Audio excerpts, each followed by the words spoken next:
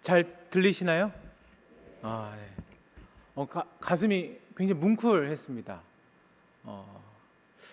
저도 청년 사역을 그만둔 지 한 10년 정도가 넘었는데 청년 때가 생각났습니다. 굉장히 뭉클하고 찬양의 가사가 굉장히 공감이 됐던 것 같습니다.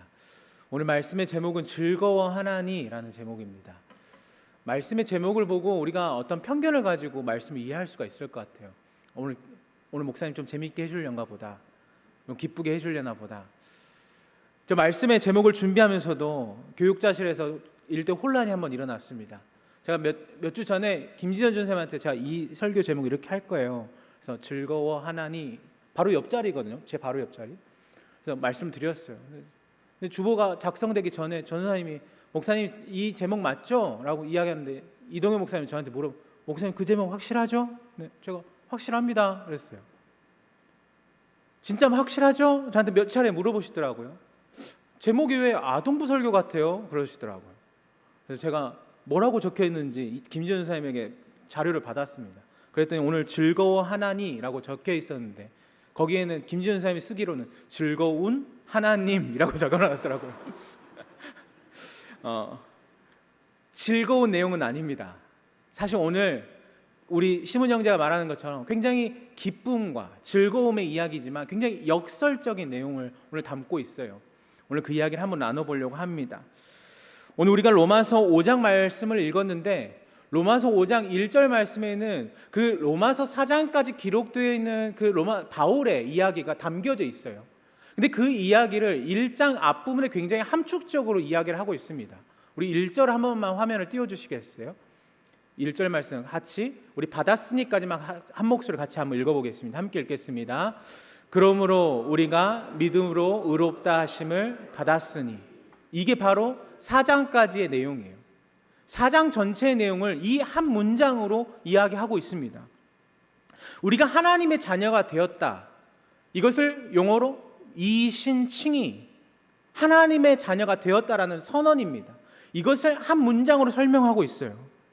무엇과 같냐면 우리가 그런 선언이 주어졌다고 할지라도 우리가 어떻게 살아가야 하는지, 그리스도인답게 살아가는 문제는 어떻습니까? 출생의 문제와 사람답게 사는 문제는 전혀 다른 문제예요. 내가 그리스도인으로 살아가는데 내가 태어난 것과 그리스도인답게 살아가는 문제는 같은 문제가 아니라 전혀 별개의 문제입니다. 다른 문제예요. 오늘 그 얘기를 좀 해보려고 해요. 처음에는 우리가 어떻게 하나님의 자녀가 되었는가에 대해서 이야기를 나누고, 나중에는 우리가 어떻게 하나님의 자녀답게 살아갈 것인가에 대해서 이야기를 나눠보려고 합니다. 얼마 전에 제가 우리 상공플러스 청년 연합 예배 때 주제가 믿음은 어렵다라는 내용이었어요. 그때는 믿음을 강조하는 내용이었거든요. 근데 오늘은 전혀 어렵지 않은 내용입니다. 사실 우리가 너무나 잘 알고 있는 내용이고 우리가 익히 살아가고 있는 내용이에요. 그런데 그 익히 아는 시간과 공간의 개념이 우리 삶 가운데 들어오는 순간 그 믿음이 어려워지기 시작해요. 근데 오늘 다시 한번 말씀을 나눌 때 이 말씀을 우리가 믿음으로 소유할 때 이 자리 가운데 청년의 헌신 예배를 드리는 우리 청년들에게, 그리고 이 자리 가운데 함께 우리 모든 성도님들에게 하나님의 은혜와 즐거워할 수 있는 하나님의 복된 은혜가 가득하시기를 간절히 축원합니다. 먼저 이야기 나눌 때 양해를 좀 구해야 될 것 같아요. 뭐냐면 혹시 바쁘신 분 없으시죠?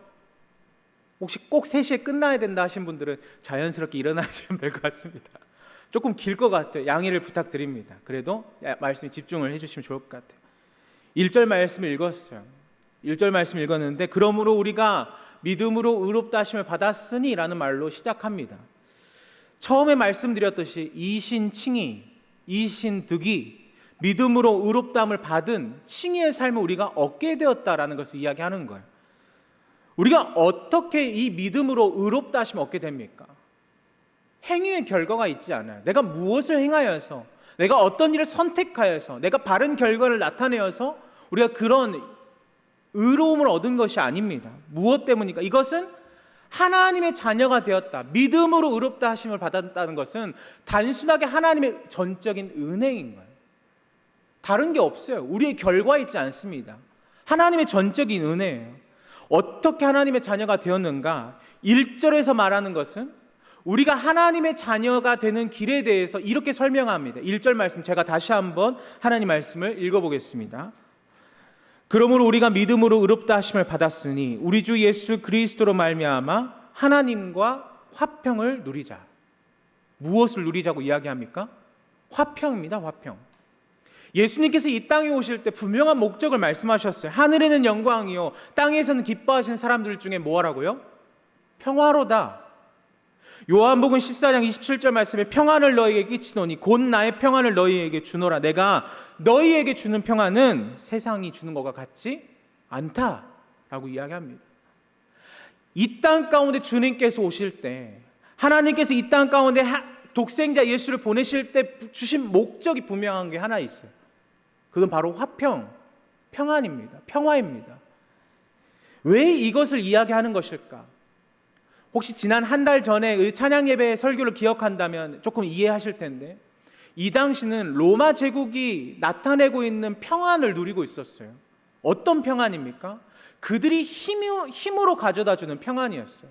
압제하고 다스리고 결국에는 이 나라들 다 삼켜서 결국 이 힘으로 독재를 이루는 그런 로마 제국이 다스리던 때였습니다. 로마 제국은 평화롭다라고 이야기하지만 주변국들은 어땠을까요? 굉장한 긴장감에 사로잡혀 있는 거예요.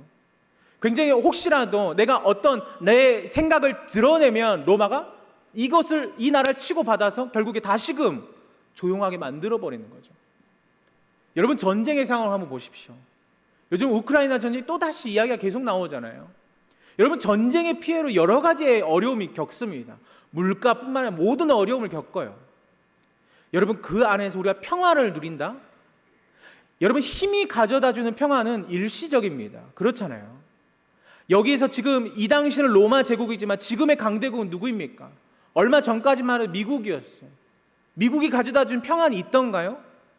어떤 중국이, 강대국이 가져다준 평안이 계속됩니까? 그렇지 않아요. 일시적인 거예요. 그것은 누군가 한 사람이 깨트려버리면 무너져버리는 평안입니다. 그런데 오늘 예수님께서 사도 바울을 통해서 말씀하시는 평화가 있어요. 화평이 있습니다. 그것은 무엇이냐면 십자가의 대속하심으로, 십자가의 죽으심으로 우리 가운데 허락하시는 평화예요.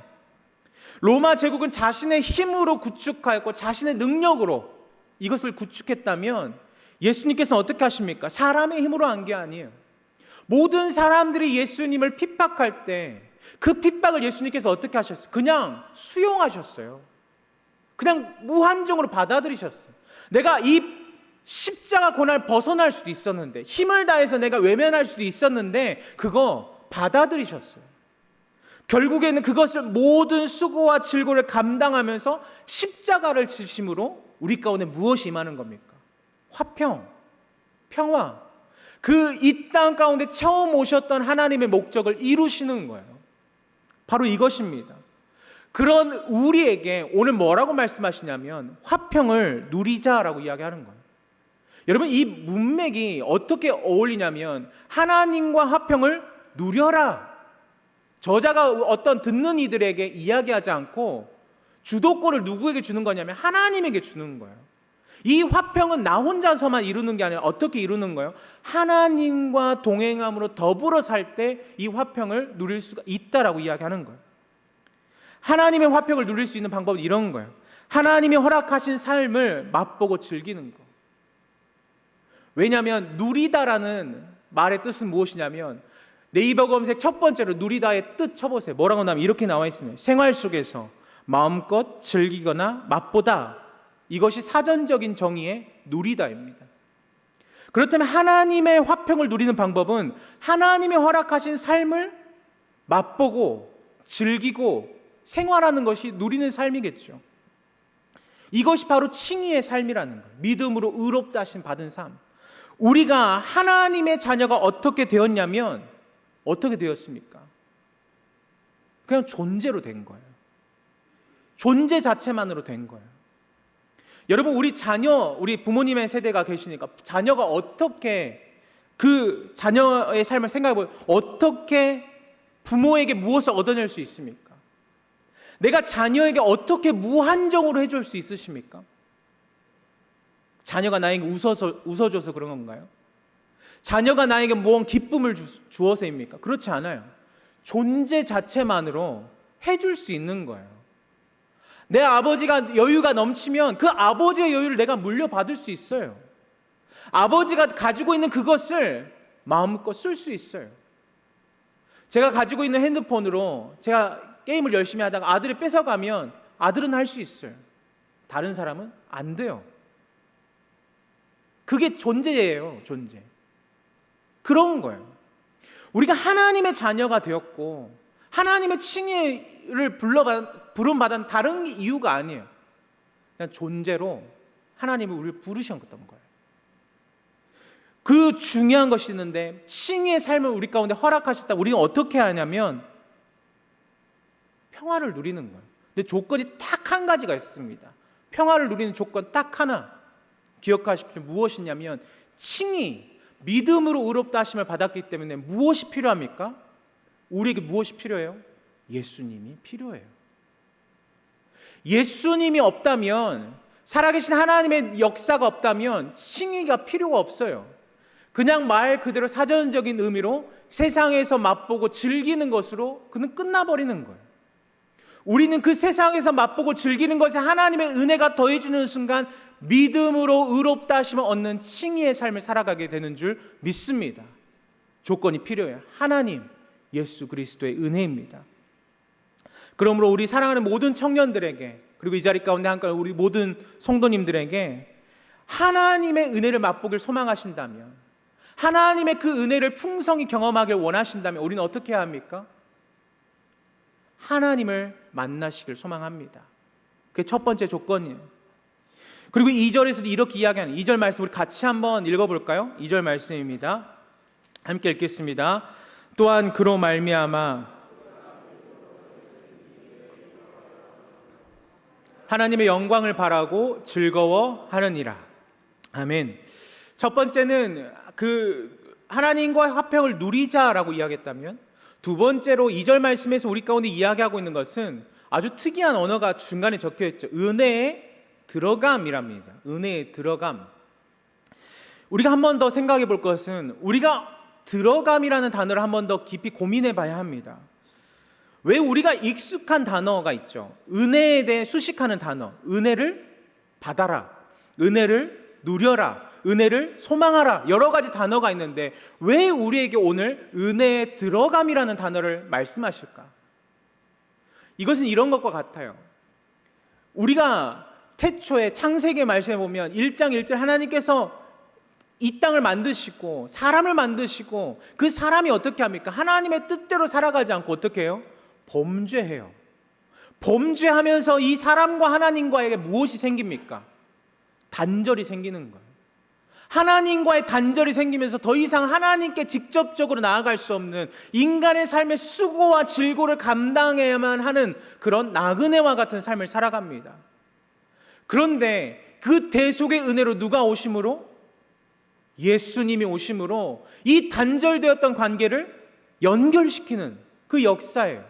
마찬가지로 이것을 해석하면 무엇입니까? 은혜에 들어감이란 우리 스스로 들어갈 수 있는 능력은 우리에게 없어요. 우리는 아무의 힘으로 들어갈 수 없어요. 은혜를 받았는데 우리가 그 은혜로 어떻게 들어갑니까? 내 힘으로가 아니라 누구의 능력으로? 예수님의 인도하심으로. 예수님의 인도하심으로 들어가요. 저는 교구를 담당하는 목사입니다. 그러니까 신방을 가게 되죠. 신방을 갈 때 그냥 무턱대고 들어갈 수 없어요. 그냥 막무가내로 들어갈 수 없어요. 오늘 권사님 제가 오늘 신방 갑니다. 문 앞에서 전화하면 문 이만큼 열어줍니다. 그리고 문 앞에서 만나고 돌아올 때가 대부분이에요. 여러분 신방 가려고 하더라도 미리 전화하고 이날은 괜찮으신지. 제가 전화하면 그때부터 뭐가 일어나요? 우리 권사님들 청소하기 시작하시죠.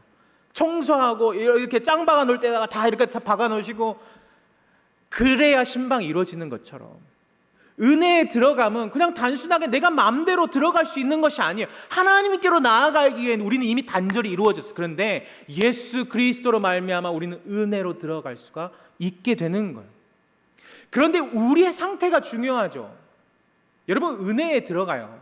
그 은혜의 자리에 하나님 앞으로 들어가는데 오늘 말씀 2절 말씀 보니까 우리가 어떤 상태로 서 있다고 이야기합니까? 2절 말씀 한번 보실래요? 2절 말씀 뭐라고 이야기하냐면 그로 말미암아 어떻게 서 있다고요? 믿음으로 서 있다. 믿음으로. 이게 중요하죠. 믿음으로 서 있다. 여러분, 은혜로 들어가는데 예수님이 없으면 안 돼요. 우리는 어떤 상태로 서 있는 거냐면 믿음으로 서 있는 거예요. 믿음으로 서 있는데 그 다음이 중요하죠. 왜요? 우리는 이미 믿음을 소유하고 있잖아요. 제가 이제부터 말씀드리고 싶은 것이 바로 이 내용입니다. 여러분, 우리가 여기까지 너무나 잘 알고 있어요. 처음 말씀드렸죠. 너무나 잘 알고 있는 내용이라고. 근데 이 믿음으로 서 있는 이 다음, 우리 청년들에게도 마찬가지. 믿음으로 서 있는 우리 청년들 이 다음, 이 중요하다라는 거예요. 우리는 어떻게 하는가? 믿음으로 서서 은혜로 들어가는데 그 다음 어떻게 해야 되는가? 오늘의 말씀의 제목이 어떻게 하라고요? 즐거워 하나니. 즐거워 하나니. 이 즐거워 하나니를 1절 말씀의 다른 의미로 누리자라고 이야기했어요. 누리자. 화평을 누리자. 2절 말씀 즐거워 하나니. 여러분, 하나님의 풍성과 은혜, 은총을 우리는 누려야 합니다. 그것을 1절과 2절에서 이야기하고 있어요. 그런데 우리가 이거 너무나 잘 알거든요. 은혜를 맛보고 은혜를 즐기는 거 너무나 잘하는데, 풍성한 삶을 누려야 하는데 이게 우리 가운데 어려움이에요. 이게 어려움이에요. 몇 년 전에 유행했던 단어가 하나 있었습니다. 혹시 YOLO라고 우리 청년들 많이 들어보셨죠? YOLO? 어떤 뜻입니까? 인생 한 번뿐이다. 마음껏 즐기자. You only live once 라고 이야기하잖아요. 그거 마음껏 즐겨라. 이제 조금 중년 세대에 가면 이 단어를 다르게 이야기했어요. 뭐라고 이야기했죠? 소확행이라고 이야기했습니다. 소소하지만 작은 행복이라고 하면서 모든 초점이 어디에 가 있어요? 지금을 즐겨라, 누려라, 이렇게 이야기하는 거예요. 이게 무슨 뜻입니까? 소확행, 욜로, 한마디로 누리라는 거거든요. 지금 이 세대를 누리라고. 근데 이 누림이 지금 우리 청년의 세대는 가능해요. 그런데 우리 뒤에 계시는 우리 부모 세대들은 불가능하거든요. 내 자녀의 필요를 아는데 내가 누린다? 내 자녀가 먹고 싶은 걸 아는데 누린다? 아니요. 절대 불가능해요. 제 초등학교 때 제가 정말 아직까지도 사랑하고 만나고 이미 돌아가셨겠지만 만나고 싶은 선생님이 한 분 계십니다. 제가 초등학교 3학년 때 선생님인데, 이 선생님은 우리 청년 세대는 잘 모르겠는데 저 어렸을 때 진짜 체벌을 많이 당했거든요. 매일 맞았던 것 같아요. 근데 이 선생님은 매일 때렸어요. 왜 때렸냐면 학교를 8시까지 가야 했거든요. 제가 집에서 등교하는 거리는 한 15분 정도 되는 거리였습니다. 근데 15분을 늦으면 항상 혼이 났었거든요. 왜 혼났냐면 아침에 8시에 등교해서 교과에 없었던 사자소학을 항상 가르쳐 주셨어요. 그리고 학교가 끝나고 방과후가 되면, 그 당시엔 방과후는 없었는데 서예를 꼭 가르쳐 주셨어요. 모든 학생들이 남아가지고. 근데 사자수학은 이렇게 시작합니다. 부생하시나시고 모류고신이로다. 아버지는 나를 기르시고 어머니 나를 이렇게 해야 돼. 너무 부담스러웠어요. 그 다음날 되면 하나 더 추가합니다. 부생하시나시고 모류고신이로다. 그 다음에 생각 안 나. 제가 적어왔어요. 보기해야 하시고 유의포하로다. 계속 이렇게 넘어가는 거예요. 근데 둘째 날 되니까 3학년이 되고 둘째 날이었어요. 선생님이 저에게 아니라 모든 학생들이 이야기합니다. 오늘 집에 가서 혹시 집에 반찬이 굴비로 나오거든, 엄마 아빠에게 등살을 다 내어주고 오늘 집에 가서 엄마 아빠를 대신해서 내장을 드시라고, 먹으라고 이야기하는 거였어요. 그게 부모 공경이라고. 저는 아직도 기억나요. 그래서 마침 그 주간에 굴비가 나왔던 기억이 납니다. 그래서 엄마 아빠에게 이야기했어요. 엄마 내가 등 안 먹고, 저희 집은 딱 구분되어 있거든요. 저희 누나가 꼬리, 제가 등, 엄마 아빠가 내장 아니면 머리, 대가리 이렇게 딱 나눠져 있어요. 근데 제가 당당하게 엄마 내가 오늘 내장을 먹겠습니다. 젓가락을 찍어서 입에 갖다 대는 순간 이 맛있는 걸 엄마 아빠만 먹다니가 아니라 깜짝 놀랐어요. 이렇게 쓴 걸 먹다니. 그리고 그 다음부터 내장을 먹지 않았어요. 다시금 등살로 손이 갔죠. 근데 제가 부모가 되고 제 아들을 낳고 아들이 이제 이유식을 떼고 굴비를 먹기 시작하는 순간 젓가락이 어디로 가요? 내장으로 가요. 아들에게는 이미 살 다 주고 남아있는 부스러기 살 먹고 그 남아있는 그 내장 아까워 저도 먹게 되더라고요. 지금 잘 먹습니다. 여러분, 부모 세대가 그래요. 제 부모님만 하다가 그랬고 지금 이 자리 가운데 계신 부모 세대가 누리라고? 어떻게 누려 내가? 근데 이게 삶의 습관만이 아니라 어디까지 다가오냐면 믿음으로까지 다가와요. 지금 내가 믿음으로 서 있는 것, 다음 행할 일, 누리는 삶 다 마찬가지예요. 내가 믿음으로 지혜를 얻고 믿음으로 소유하고 믿음으로 간구하고 믿음으로 할 수 있는 것 다 할 수 있는데 누리는 게 안 돼요. 이 누리는 삶이 안 되는 거예요. 근데 오늘 성경에서 말한 것은 무엇입니까? 누려라, 즐거워하라. 세상에서 말하는 욜로 소확행이 아니라 분명한 목적에 근거하는 즐거움과 누림이에요. 그 목적이 오늘 두 가지. 이게 바로 하나님의 자녀답게 사는 방법입니다. 두 가지로 이해할 것. 첫 번째는 2절 말씀 마지막에 이렇게 적혀 있죠. 제가 읽어볼게요. 2절 말씀. 이 은혜에 들어감을 얻었으며 하나님의 영광을 바라고 어떻게 해요? 즐거워하느니라. 이렇게 나와 있는 거예요. 하나님의 영광을 바라고 즐거워한다. 첫 번째는 무엇입니까? 하나님의 자녀답게 살 수 있는 방법 첫 번째, 하나님의 영광을 바라라는 거예요. 여러분, 설교 시간 이렇게 말하면 답답하지 않으신가요? 우리 청년들. 하나님의 영광을 바라라? 즐거워하는 건데 하나님의 영광을 바라라? 이 하나님의 영광을 바라라는 것이 해석이 잘 안 됩니다. 왜 그러냐면 여러분, 우리가 이 영광은 내가 굉장히 노력해서 얻는 결과라고 생각해요. 그죠? 노력해서 얻는 결과라고 생각합니다. 근데 우리가 다르게 생각해야 돼요. 하나님의 영광을 얻는다. 부모가 자녀를 통해서 영광을 얻는 것이 무엇입니까? 자녀가 좋은 직장 들어가고 좋은 결과 얻고 아들을 낳고 자녀를 낳고 할 때 누가 영광을 얻어요? 부모가 영광을 얻어요. 그건 대단하다고. 어떻게 이렇게 잘 길렀냐고, 잘 키웠냐고 이야기하지 않습니까? 부모 세대가 마찬가지죠. 자녀가 잘 되면 누가 칭찬을 받아요? 부모가 칭찬을 받아요. 자녀가 좋은 일들을 선택하면 부모가 칭찬을 받아요. 하나님께 영광을 돌리는 것도 마찬가지예요. 우리가 누구예요? 자녀예요. 자녀답게 하나님의 영광을 위해 살아가는데 우리가 어려운 이유는 그 영광이 우리의 좋은 결과로만 가져오기 때문에 그래요. 저는 그림 그리는 걸 굉장히 싫어합니다. 몇 번이고 말씀드렸던 것 같아요, 설교 시간에. 근데 지금 제 아들은 저보다 훨씬 잘 그리고 그림을 배워서 너무나 잘 그려요. 그런데 어렸을 때 한 가지 일화가 있었어요.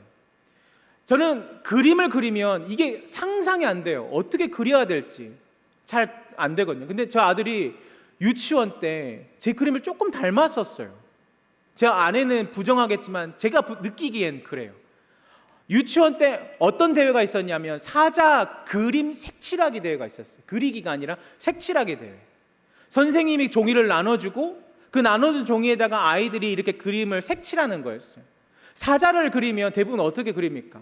어떤 얼굴은 갈색, 갈기는 조금 더 진한 갈색, 다리는 조금 더 밝은 색, 막 이렇게 하면서 그리잖아요. 근데 제 아들이 그 대회에서 사자를 어떻게 그렸냐면 사선으로 사자를 이렇게 다 구분을 지었어요. 그래서 이쪽은 검은색, 그 다음은 빨간색, 그 다음은 노란색, 그 다음은 파란색. 정말 말도 안 되는 색깔로 이 사자를 칠해 나갔어요. 대회 1등은 누가 했을까요? 누가 했을까요? 제 아들이 했어요. 이유는 모르겠어요. 선생님이 칭찬해주고 싶었나 봐요. 모든 아이들이 갈기를 다 똑같이 칠하고 모든 비슷한 색깔로 칠했을 때 제 아들은 다르게 칠했거든요. 그런데 그 선생님이 칭찬해주고 너가 1등이야, 오늘 가장 잘했어 이야기하니까 어떻게 되냐면 이 아들의 그림을 그리는 세계관이 달라지기 시작했어요. 그 다음 날부터 아빠를 그려도 검은색, 파란색, 빨간색, 노란색, 검은색, 빨간 모든 세상이 그렇게 보이는 거예요. 여러분, 우리가 한번 생각해 보세요. 하나님의 영광을 바라고 즐거워한다? 1등을 원하시는 게 아니에요. 저희 아들이 그림을 그렸을 때 선생님이 칭찬해 주는 마음이 어떤 마음이었을까요? 특이한 한 명을 높여주는 것이지 아니었을까요? 그래, 이렇게도 생각할 수가 있구나. 이렇게도 할 수가 있구나. 그 한 명을 칭찬해주고자 했던 마음이었을 것 같아요. 여러분, 하나님이 우리를 부르시는 목적에 맞게 인도하십니다. 근데 어떻게 인도하세요? 칭찬하시면서, 때로는 부족하고 실수해도 이렇게 인도하시면서 결국에 하나님의 목적에 맞게 우리를 인도하실 줄 믿습니다. 우리 사랑하는 청년 여러분, 우리 한 사람 한 사람이 어떤 사람인지를 기억해야 합니다. 내가 하나님의 부름받은 믿음으로 서 있는 사람임을 기억하고 내가 그 목적에 맞게 하나님의 영광임을 기억하며 살아가는 우리 모든 청년들 되시기를 간절히 소망합니다. 하나님의 목적이 어때요? 실패할 수가 없는 거예요. 실패할 수가 없는 거예요. 한 사람 한 사람 약속하셨기 때문에 그 약속을 하나님께서 반드시 이루실 줄을 믿습니다. 우리가 영광임을 기억하는 거예요. 두 번째로 무엇입니까? 두 번째로 3절부터 4절 말씀에 보면 같이 한번 읽어볼까요? 다만 이뿐 아니라 우리가 환난 중에도 즐거워하나니 인내는 환난을 연단한 소망을 이루는 줄을 알미로다. 환난인데 제가 발음이 잘못되었습니다. 여기서 어떻게 이야기합니까? 첫 번째로 이야기했던 즐거움은 하나님의 영광을 바라고 즐거워하라고 했는데, 두 번째는 우리가 납득할 수가 없는 즐거움이에요. 어떤 즐거움이죠? 무엇을 즐거워하라고요? 환난. 이것을 즐거워하라고 이야기합니다. 여러분, 이 시간 한번 우리 청년들 포함해서 우리 모든 성도님들에게 여쭤보고 싶어요. 내일 당장 여러분들에게 환난의 삶이 펼쳐질 것입니다. 하나님이 약속하셨어요. 즐거워하실 수 있으신가요? 단 한 명도 없어요. 설교하는 저도 안 돼요. 지금 당장부터 짜증이 확 날 것 같아요. 예상이 된다면. 그런데 이 환난이라는 단어의 원어의 뜻은 무엇이냐면 이런 거예요. 누르다, 짜내다, 분쇄하다라는 뜻이에요. 이 말 그대로 이 말은 우리가 해석하는 환난은 아닙니다. 무엇이냐면 어려움과 환난을 통해서 나타나는 우리의 모습을 이야기해요. 당시에 어떤 일이 일어났냐면 지난달에 이야기할 때 로마에 이런 일들이 있다고 했어요. 믿음으로 살아갔던 사람들이 믿음을 버티며 살아가니까 무엇을 당해요? 박해를 당해요. 박해를 당하면서 여러 가지 부류가 나타나죠. 예수님을 부인하는 사람, 아예 율법으로 돌아가는 사람, 여러 사람이 나타난 그 중에 한 사람이 남아 있었어요. 누구였습니까? 믿음을 지키는 그 한 사람. 이들이 언제 믿음이 드러났느냐가 중요하죠. 어떻게 믿음이 드러납니까? 언제 믿음이 드러납니까? 기쁘고 즐거울 때가 아니에요. 내가 로마의 시대, 로마가 말한 평화를 누리면서 살아감에도 불구하고 이게 평화가 아니라 무엇이에요? 압제하는 거예요. 누르는 거예요. 부수는 거예요. 근데 그 누르는 그 순간에 무엇이 드러나요? 내 의, 내 욕심, 내 감정이 아니라 하나님의 뜻이 나타나는 거예요. 믿음이 나타나는 거예요. 바로 이런 이야기입니다.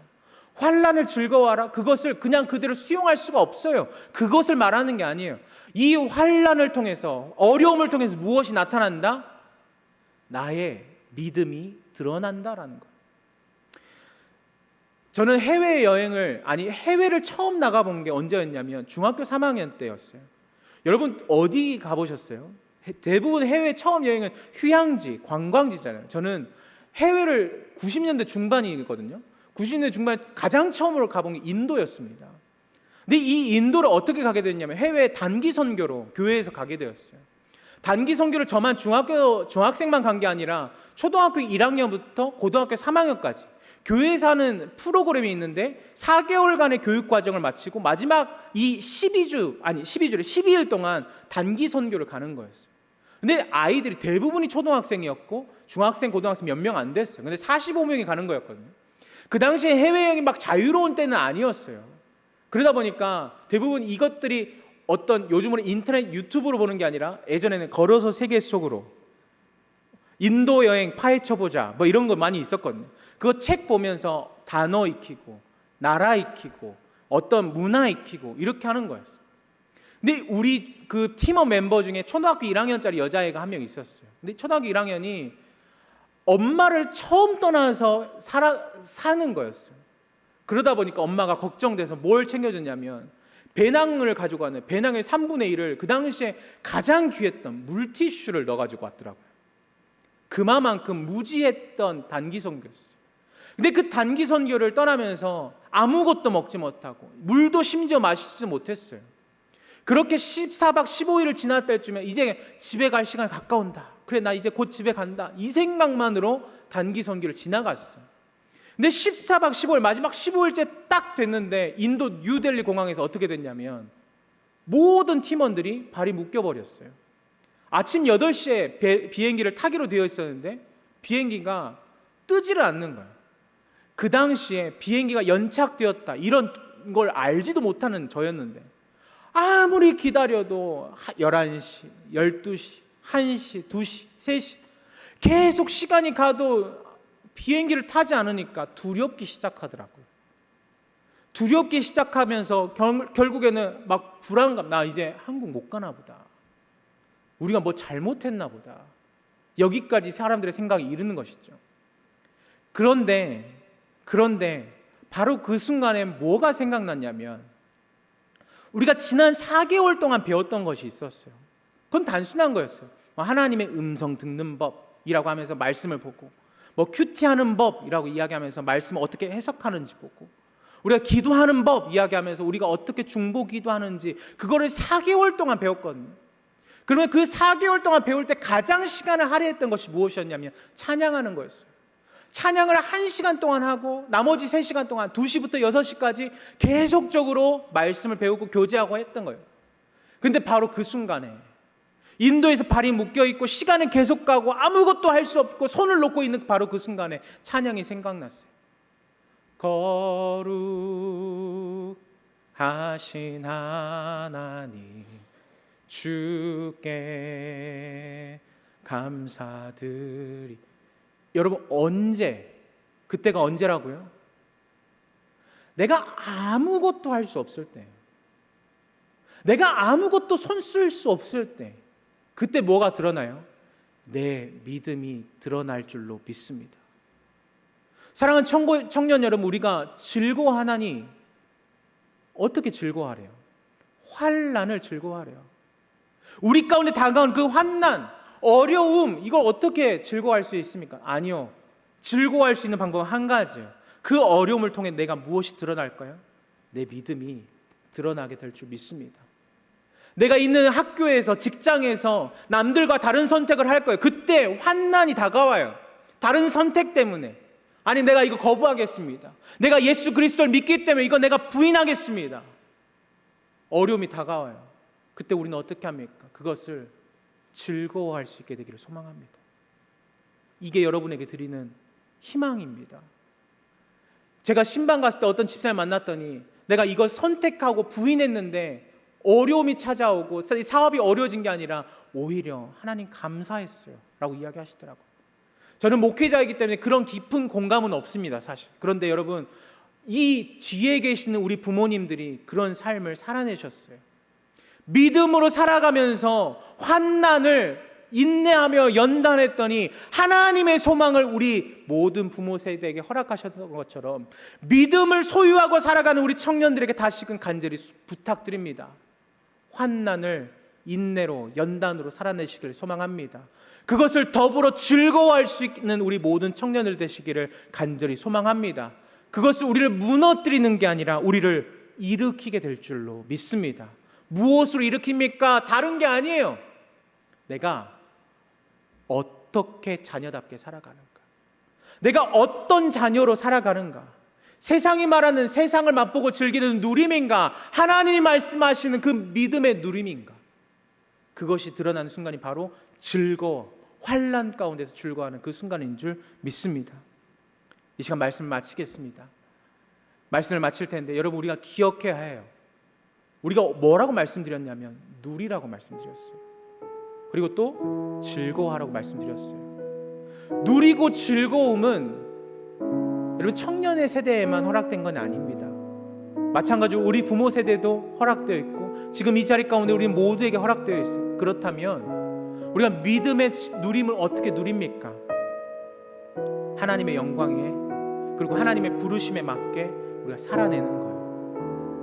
한 걸음씩, 또 내일 또 한 걸음씩, 다음 주일도 또 한 걸음씩 걸어서 결국에 하나님의 목적, 하나님이 우리를 약속하며 부르시는 그 십자가 앞으로 나아가기까지 우리의 걸음이 계속되기를 간절히 소망합니다. 하나님, 이 시간 우리 청년들에게 믿음의 한 걸음을 딛기를 간구하며 기도합니다. 그 믿음의 발걸음 한 걸음 한 걸음이 더해져서 결국에 주님의 십자가 앞에서 믿음으로 온전히 서 있는 우리 청년들 되게 하여 주시옵소서. 믿음으로 살아가는 삶이 상처나고 찢겨져 있는 삶이라 할지라도 그 안에 담겨져 있는 주님의 보배가 드러나며 깨어짐으로 복음의 역사로 나타나는 믿음의 삶이 우리 청년들 모두에게 나타나게 하여 주시옵소서. 이 시간 우리 부모 세대를 위해 기도합니다. 믿음으로 누리게 하시고 믿음을 즐기게 하시고 하나님의 영광을 바라며 살아가는 우리 모두가 되게 하여 주시옵소서.